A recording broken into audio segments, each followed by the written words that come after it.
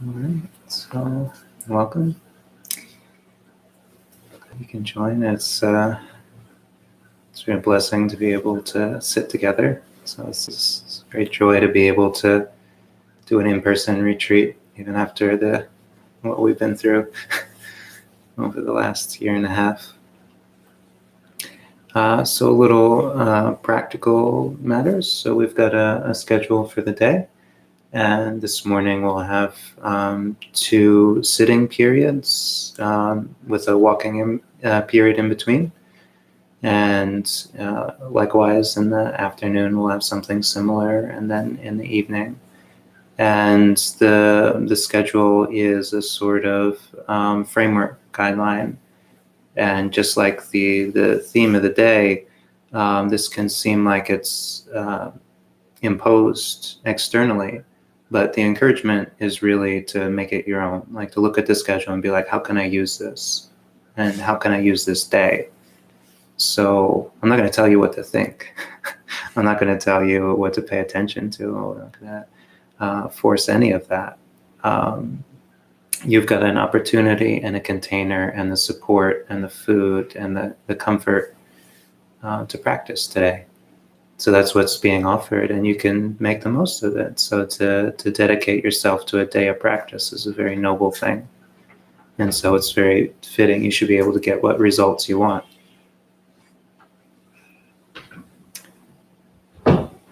And there's a restroom here. There's water there. The meal will be 11:15, 11:30ish. And then there will be a tea time offered in the afternoon, and this follows the 8 precept schedule. So we would have taken the 8 precepts, and this saves us a lot of time for meal prep in the evening. It liberates us from dinner dishes. So again, making more time for practice. And now we're already beginning our first meditation period. So last night I was talking about the gradual training of the mind. And there's successive steps that the Buddha would follow and assess the person being trained at each step of the way. And it's not just an external teacher, an external Buddha, but we're doing that process in ourselves. So starting where we are is starting with the aspects of Sila, or morality, and control of our senses.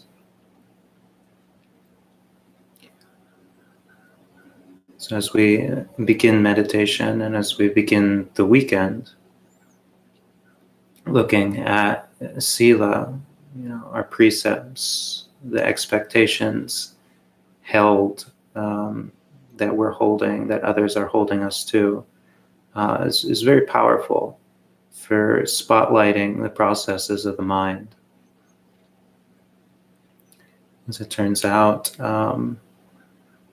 most of the things that keep us from peace in meditation deal with interpersonal things that are going on. And that's why Sila is so important. And right there at the beginning of the gradual training, first we have to be willing to live in a community. We have to be willing to kind of surrender to norms. So this is not just a Dhamma talk, but an inquiry, dropping into your meditation this morning.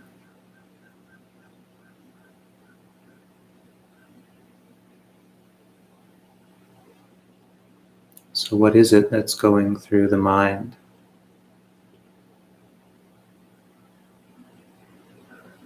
So what's the tone of the language? What are the events that keep coming up? If we look and we see, there's a good chance that some of it will deal with others. It will deal with expectations. Maybe we have a grievance with some particular aspects of the precepts or the retreat structure. We're trying to find some way around it. Or we notice that, somebody has done something and we're trying to figure out the best way to let them know not to do that thing. That tends to be a lot of the content of our minds when we're in community.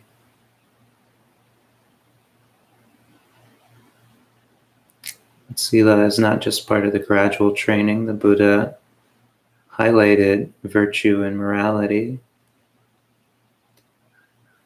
as a very powerful reflection in and of itself. And this is because virtue is one of those things in life that has an end. And if we wanted to be rich, then that pursuit would have no end. If we wanted to be popular, then that pursuit would have no definitive end.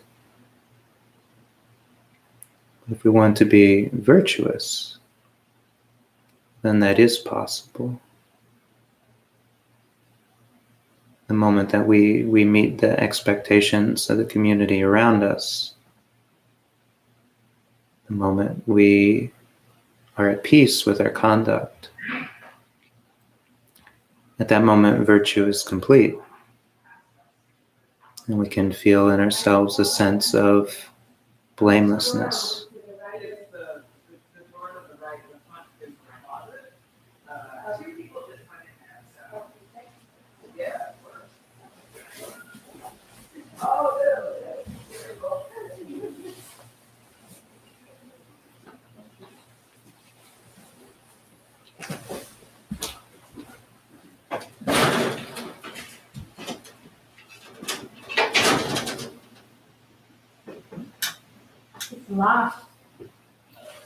Just a moment, Irene. Drew's coming to get you. Because this is the stuff of community life. Our minds struggle with right and wrong. And that's why it's such a shame when these thoughts get in the way of peace.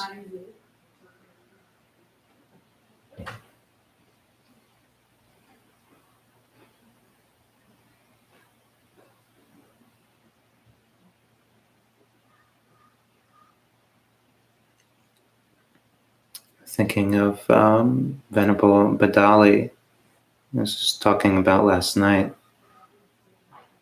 The monk who decided he didn't want to follow a particular rule that was being held by the community, and how he struggled against it and tried to find a space of peace while not, in accord with the expectations placed on him, and he couldn't.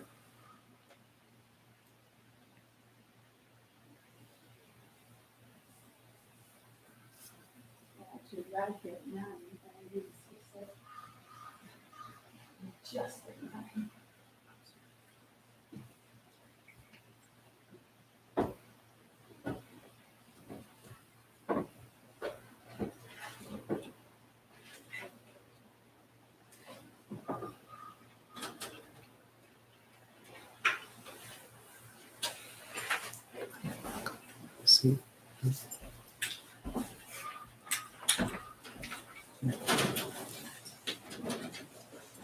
Yeah, come on, somebody's got to be up front. How close up front? To the edge of the carpet there. There we go. All friends here.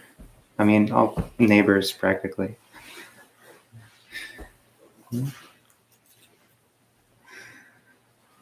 Welcome. Yeah.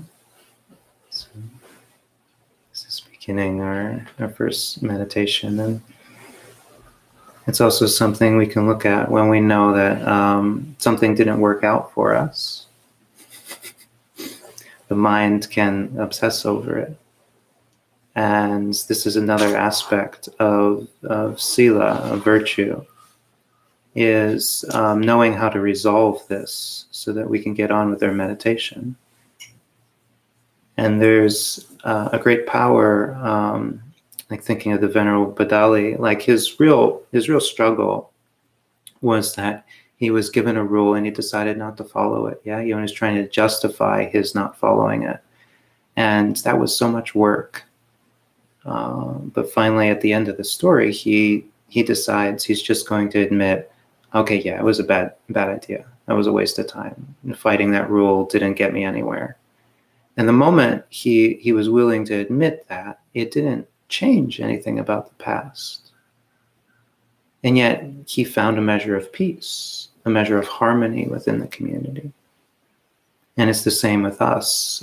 We can't necessarily right the wrongs that we have done if we're sitting down and like an argument we got in is coming to mind, or something we did that we could have oh, didn't do that right. Catching ourselves before we try to justify it or try to be like, yeah, but I can't think about that now. This is not the time. Instead, applying the antidote of acknowledging it, acknowledging and just saying, okay, well, I'll do better in the future. And this gives us back that measure of peace. It doesn't resolve the lump that we might feel, from whatever interaction we had or whatever didn't quite go as we expected, but it gives us the current peace of mind. It gives us access to it. And so blamelessness is not moral purity. Sometimes it involves just being really open and sincere about what we're still working with. And so today, this morning, it's something we can look at. The entry to meditation is being able to let go of all of that outward going parts of the mind. We want to arrive in the present moment. And how are we supposed to do that if the present moment keeps changing? It's only the present moment for a moment. It's really about letting go of everything that isn't the present moment. Accepting the things that the mind is bringing up, but not making anything of them so that they can keep going on their way. Not anticipating the future, creating quarrels or taking stances. Just kind of letting all of that simmer down. The Venerable Badali went to the Buddha and he said, Venerable Sir, I've done something foolish. It's very nice and very relaxing. The Buddha doesn't sugarcoat it at all. He doesn't say, oh, you're trying, Badali, it's okay. No, he says, yeah, you did something foolish. That was kind of dumb. You kind of wasted some time there. But the Buddha often follows that up by saying, but this is a sign of growth, that you acknowledge your fault and you vow to do better in the future. So this is where we find ourselves as we're trying to come to peace with the present moment. It's the reflection that everything in our entire lives has led to this moment.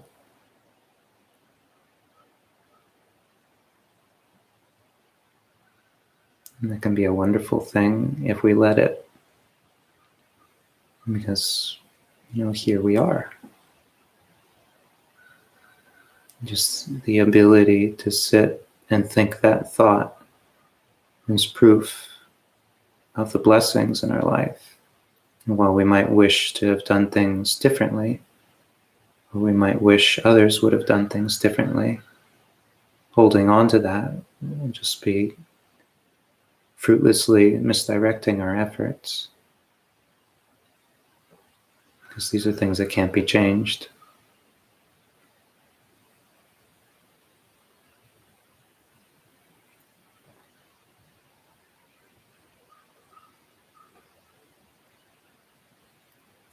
We'll round out the meditation period, after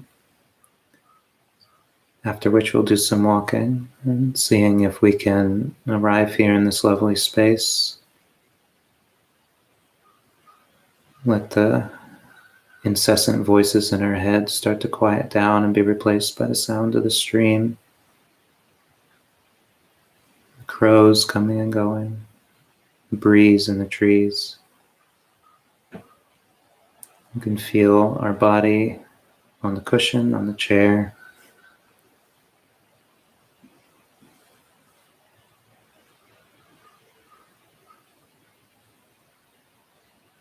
We can find that place of completion where we acknowledge the things that we're doing well, and we acknowledge the things that we intend to do better. And with this, the aspect of a virtue of morality will come to completion for us. And we'll start to experience the peace of having no enemies anywhere.